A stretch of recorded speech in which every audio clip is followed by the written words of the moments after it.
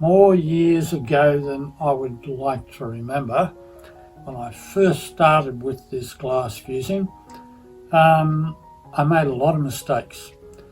There was nobody around locally to go and have classes with, so basically it was just me trying things and see how they worked out.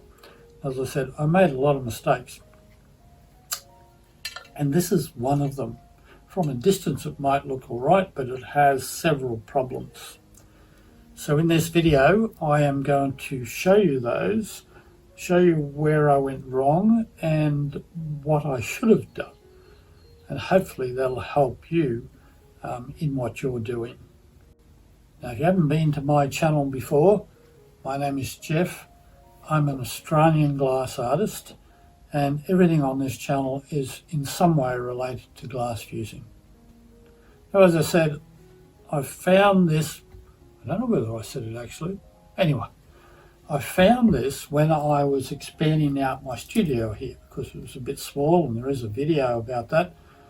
But I found this in amongst all my mistakes, and I thought that would probably be a good example of what not to do, basically.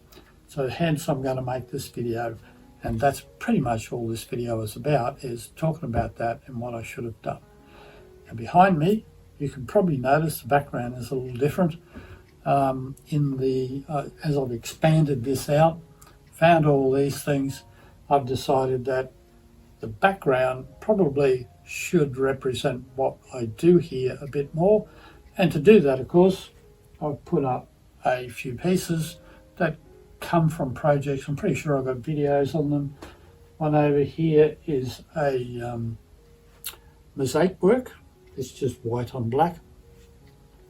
This one is strip construction with a black and white pattern bar feature, and this one over here again is strip construction with the black and white pattern bar features as well. So I will try and put links to those videos in the description for you.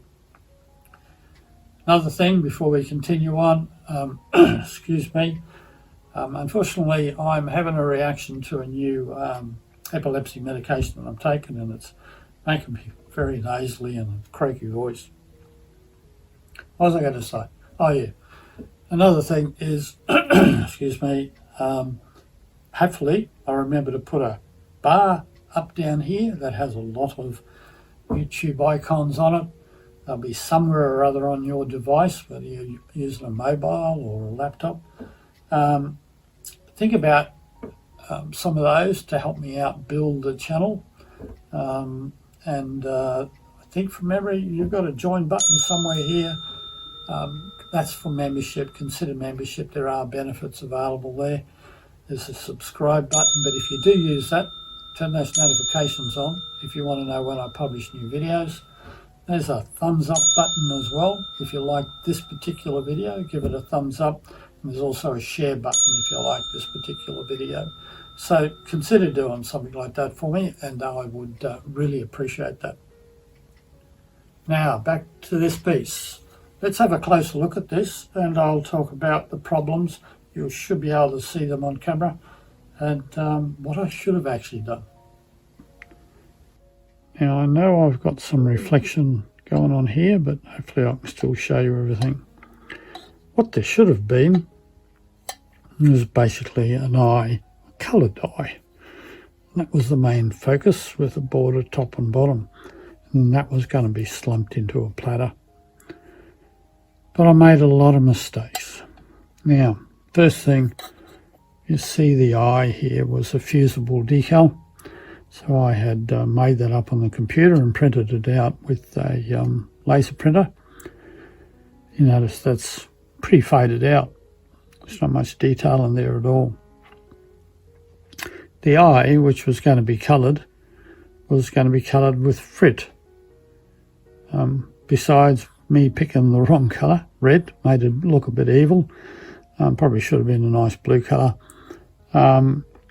It is very, you can see the frit in there, and it's very spotted, if you know what I mean. In the very centre of the eye was done with enamel from memory, and it sort of bubbled in places. Also, the lines here are not nice and straight. They're all over the place. And also, if you look here, if I get it up close enough, you can see all the speckles and the black there. They were another problem. The edges are all fine, they're nice and straight. Now, what caused all these problems? Well, I will start with the decal. Basically, what I did, I put all this together and put the decal on and fired the whole thing in one go. Well, the decal moves when you full fuse something because the glass is moving. So it just basically moved and blurred things a little bit. The other thing I did is after fusing this, I put the frit and that on here and then fused it again. And with these types of decals, they'll fade the more you fuse them. So that's twice it's been in the kiln, and this just faded out. So big mistake there. What I should have done is created this, then put the decal on and fired that last firing. Now, I know it's difficult, and that meant the decal would have fit over this, or would have potentially went over the top of this, but that wouldn't have been the end of the world, because if there were lashes or something like that over the top of that, that's pretty much how it would have been, or should have been, I should say. Now the frit in here, what I should have done is put smaller frit in there so it more filled it with finer lines. And it would have been good to have done it in enamel rather than the frit, but the frit should have worked. But it's spotty, and really it should have been more, how can I say, a more solid colour with just very fine lines in it. The enamel in the middle here, the only reason I think it's a bit spotty is because maybe I didn't dry it enough and it had a little bit of moisture left in it, or maybe the glass wasn't clean enough. So I'm not absolutely sure what went on there. As far as the wobbly lines, I fused this with this side up. Now, to keep those lines straight, I should have fused the thing upside down to start off with, and that would have kept those nice lines straight. And that was made with, I think it was made with, no, it was just made with a straight piece of glass, not on edge, just a straight piece of glass, because the bottom of this is clear. So if I'd placed all that face down, it would have kept those lines straight for me. Now, the other thing is this fine speckles in here. When I fused this from memory, it must have had some DVID in it on the sides here. Now, because it had DVID on it, I couldn't sandblast this because of the decal, because it would have just taken the decal off, which is another good reason why you do the decal last. So I couldn't sandblast it and then just do a fire polish. What I decided to do was to put a fine layer of clear powdered frit over the top of it and then fuse that. And it worked. It did give it back a nice polish. Unfortunately, the frit must have had some contamination in it, because I don't believe this was to do with wasn't fired enough, because I have actually done that in following pieces and it's worked fine. So I think that frit had some contamination in it. And that frit come from an original lot of glass that I had purchased in the very early days, and it was just in a jar. It was not in its original packaging, so I suspect it had been sitting around and accumulated a lot of dust in it, that type of thing. I've since washed that frit to get everything out of it that I can. So they're the major issues. So it's basically don't fire decals in the full fuse, they will move.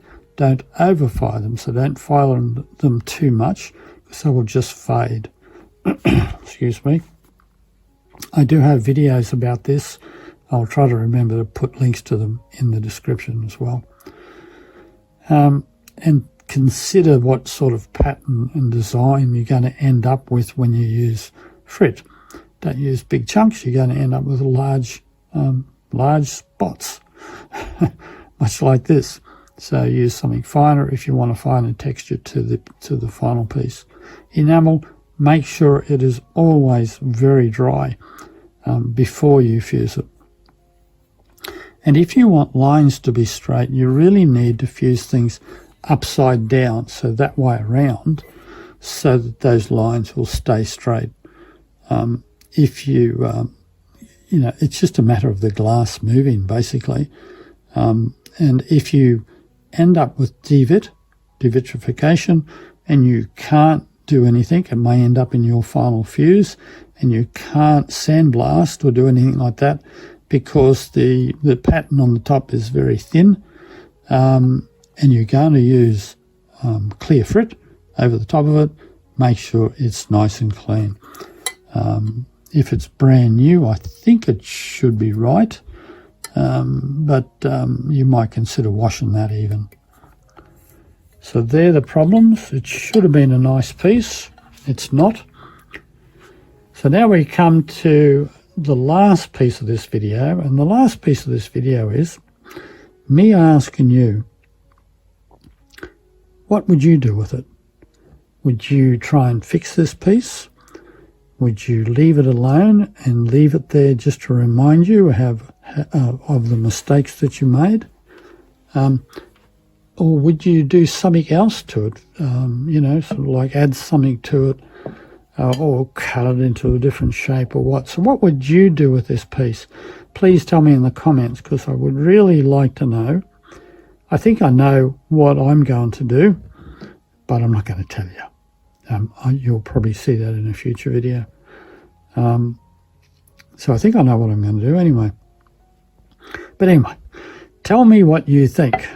Now, if you've got any questions about it, please make sure you put them in the comments, and I'll do my best to answer them for you. Now, I really do hope that helped you. It's always better if somebody else makes a mistake and you can learn from it, because in this hobby, this is not cheap hobby, and the glass is quite expensive. For me to replace all the glass, and that is, in Australia at least, is probably going to cost me the best part of $100. And I don't really like doing that. It's a bit too much money for me. I'm retired, so as you can imagine, money is a little bit tight. Anyway, as I said, I hope that was of some assistance for you.